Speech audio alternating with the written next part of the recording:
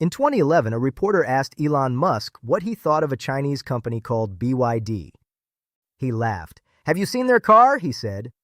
14 years later, BYD sold 4.3 million vehicles in a single year, more than double Tesla's 1.8 million, and became the world's largest EV manufacturer.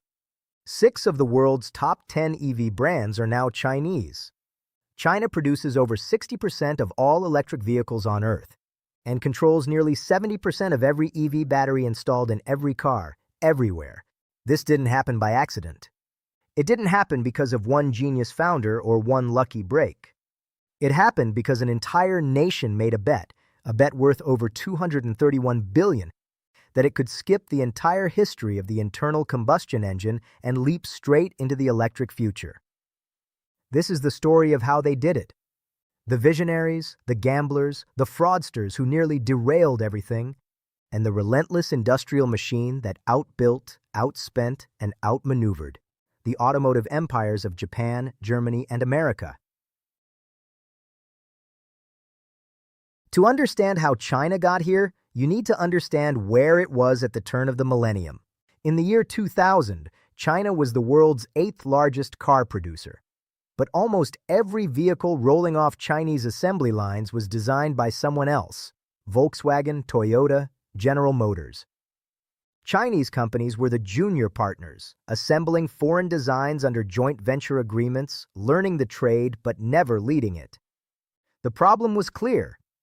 Internal combustion engine technology had been refined by Japan, Germany, and the US for over a century. Catching up meant chasing a moving target, and China's leaders knew they would always be behind. So they asked a different question: what if we don't catch up? What if we skip ahead? In 2000, a Chinese engineer named Wan Gang returned home after spending 15 years at Audi in Germany. He had a radical proposal. China should stop trying to master the combustion engine and pour everything into electric vehicles, a technology so new that nobody had a 100-year head start. Wan Gang argued that EVs represented a leapfrog opportunity. The technology was immature everywhere. Batteries were expensive, charging was slow, but precisely because nobody had solved these problems yet, China could start on the same line as Toyota and Volkswagen, or even ahead of them if it moved fast enough. The Chinese leadership listened.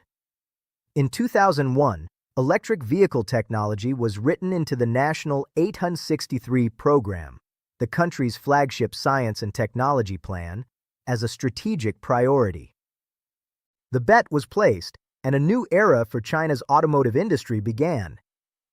The initial investment was modest but deliberate.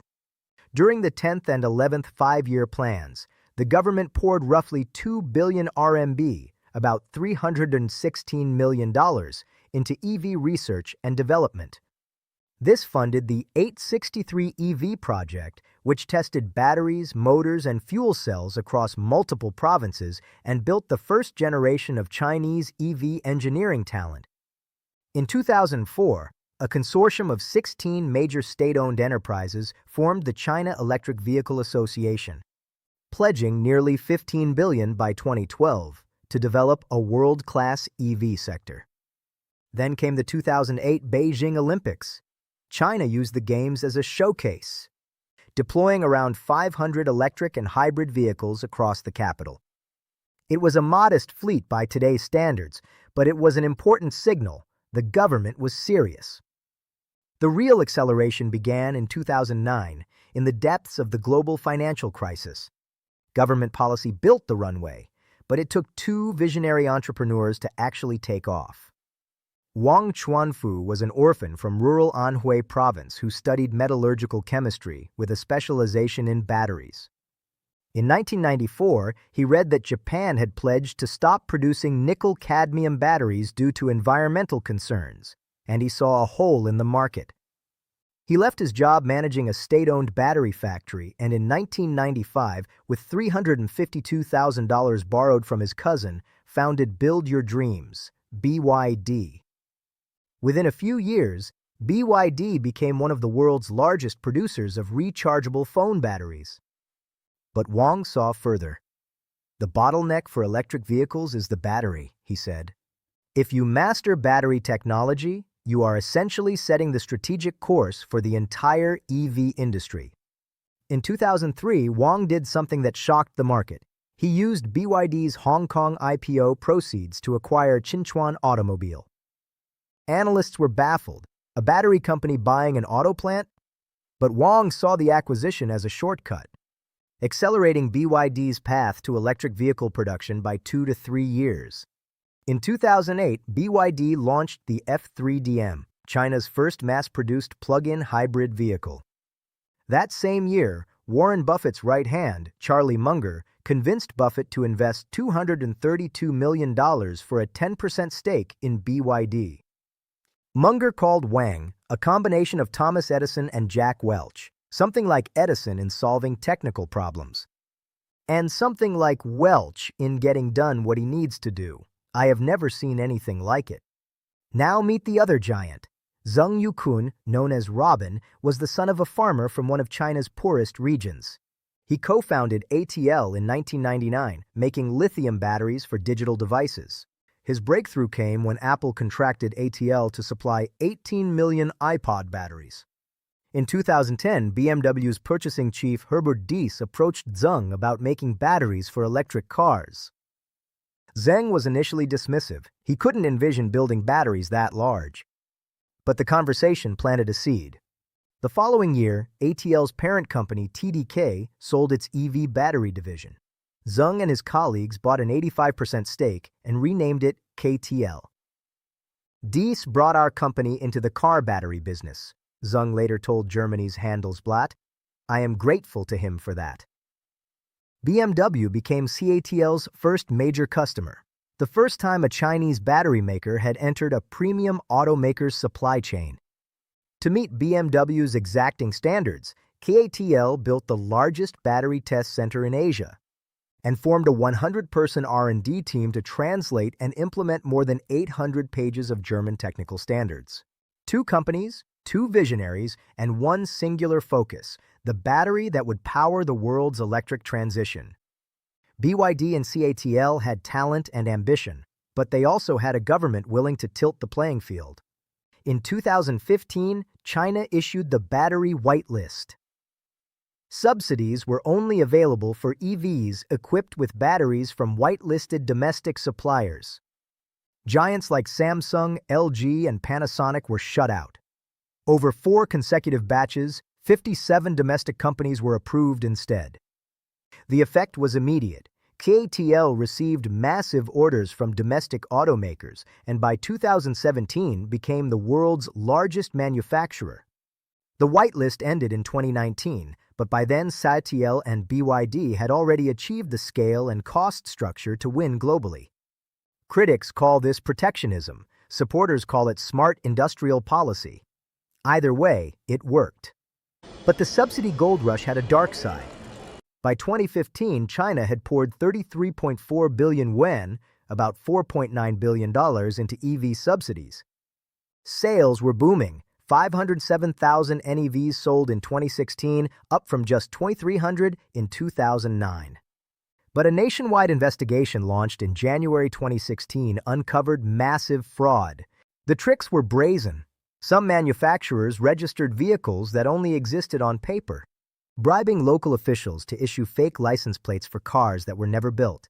Others equipped test vehicles with large batteries during government inspections, then swapped in smaller, cheaper batteries for actual production. Some just sold zero-mileage used cars to traders to inflate sales numbers. In 2016 alone, dozens of companies fraudulently claimed roughly 9.3 billion yuan, approximately $1.3 billion, in subsidies. 5 automakers were publicly punished in September 2016 for defrauding a combined 1 billion yuan. One company didn't even make EVs. By 2017, 7 more were penalized for installing weaker batteries than declared. Beijing's response was decisive. Officials imposed more stringent technology standards, limited the number of new EV startups, and began phasing out blanket subsidies in favor of a market-oriented dual credit mandate. requiring automakers to produce a minimum percentage of EVs or purchase credits from those who did. The cleanup was painful. It killed off hundreds of low-quality manufacturers. But it also strengthened the survivors. BYD, CATL, and the serious players emerged with higher standards, tighter compliance, and a market that rewarded genuine innovation over subsidy harvesting. The subsidies built scale. The whitelist built champions. But what really set China apart was what happened in the lab. For years, the global battery industry believed that nickel-manganese-cobalt (NMC) batteries were the future. They had higher energy density, meaning more range per kilogram. The alternative, lithium iron phosphate (LFP), was cheaper and safer, but it was considered obsolete. Between 2016 and 2018, LFP batteries accounted for just 10% of the global EV battery market. Chinese companies, led by CATL, changed this consensus through advanced research. CATL's engineers figured out how to dramatically increase LFP's energy density through innovations in cathode design and electrode structures, and its revolutionary cell-to-pack technology, which eliminated the intermediate module and packed cells directly into the battery pack. This increased volume utilization by 15–20%, boosted energy density from $140 to $200 watt-kg, and cut the number of parts by 40%. Then in March 2020, BYD unveiled the Blade battery, a thin, elongated LFP cell designed for maximum space utilization. The launch included a now-famous nail penetration test. A steel nail was driven through the battery cell to simulate a catastrophic crash. NMC batteries exceeded 500 degrees C and violently burned. Conventional LFP blocks reached 200–400 degrees C. The Blade battery? Just 30 to 60 degrees C. No smoke, no fire. Wang Chuanfu declared the Blade battery would put spontaneous combustion in EVs in the dustbin of history. It was a bold claim, but the data backed it up. By 2025, LFP batteries accounted for nearly 70% of all batteries installed in Chinese EVs. China produces more than 98% of the world's LFP active materials. The chemistry that was dismissed as obsolete became China's greatest competitive weapon, cheaper, safer, and now almost matching NMC on range. The cost advantage is staggering. Chinese LFP batteries hit approximately $98 per kilowatt-hour, approaching the magic 100 kW threshold, widely seen as the tipping point for EV cost parity with petrol cars. Barclays estimates Chinese automakers enjoy up to a 40% cost advantage over Western competitors, driven primarily by battery costs, supply chain integration, and economies of scale. An EV is only as useful as the charger it can find. And China solved this problem with the same brute force approach it applied to everything else: scale. By October 2025, China had installed 18.6 million EV charging units, a 54% increase year-on-year and roughly 10 times the number in 2020. That includes 4.5 million public chargers and 14.1 million private units. The ratio is remarkable: 2 chargers for every 5 EVs on the road. China's National Energy Administration declared this sufficient to serve the entire fleet of roughly 40 million new energy vehicles. And the government isn't slowing down. In October 2025, China unveiled a 3-year plan to double capacity again, targeting 28 million chargers by 2027, with public charging capacity exceeding 300 million kilowatts. This infrastructure build-out eliminated one of the biggest barriers to EV adoption: range anxiety. When every highway rest stop, shopping mall, and apartment building has chargers, the psychological barrier to switching from petrol disappears. By 2023, China's EV market had a new problem: too much success. Government subsidies had expired, leaving over 150 makers fighting for survival. Capacity utilization hovered at just 50%, and industry profit margins collapsed from 8% down to just 4.3% by 2024. BYD fired the first shot, slashing prices by 34%. Competitors like Tesla and NIO had no choice but to follow. Everyone was bleeding. Beijing stepped in, telling major brands to stop the mutual destruction. But the market logic was relentless. As Eugene Xiao put it, BYD is forcing competitors to match them on prices, which will accelerate future consolidation. By late 2025, the top 10 players controlled 95% of the market. Dozens of smaller brands were simply gone. The market is now killing most players, and the survivors are the most efficient, innovative, and ruthless companies on the planet. Let's step back and see what China actually built. In 2025, China sold 16.5 million new energy vehicles domestically, with NEVs accounting for 47.9% of all vehicle sales. Monthly EV sales have surpassed conventional car sales every month since July 2024. China exported 7.1 million vehicles in 2025, with 2.62 million of them NEVs, a 100% year-on-year increase. EV exports reached $69.6 billion, shipped to 150 countries. Chinese automakers sold 27.3 million vehicles globally, surpassing Japanese brands for the first time in more than 2 decades. CATL alone installed 464.7 GWh of batteries in 2025, more than any country outside China produces in total. 6 Chinese battery makers control 68.9% of the global market. China processes 60% of the world's lithium, 70% of cobalt, and produces 75% of all battery cells. And here's the final twist. In its 2026-2030 5-year plan, China excluded EVs from its list of strategic emerging industries for the first time in over a decade. The signal? The mission is accomplished. The EV industry no longer needs government handholding. It is ready to compete and dominate on its own. From a $316 million research grant in 2001 to a $231 billion industrial campaign. From Wang Gang's pitch at a Beijing conference room to 16.5 million EVs rolling off assembly lines. From Elon Musk laughing at BYD to BYD outselling Tesla 2-1. This is the story of the biggest industrial bet of the 21st century, and China won it. But winning the domestic market was only the beginning.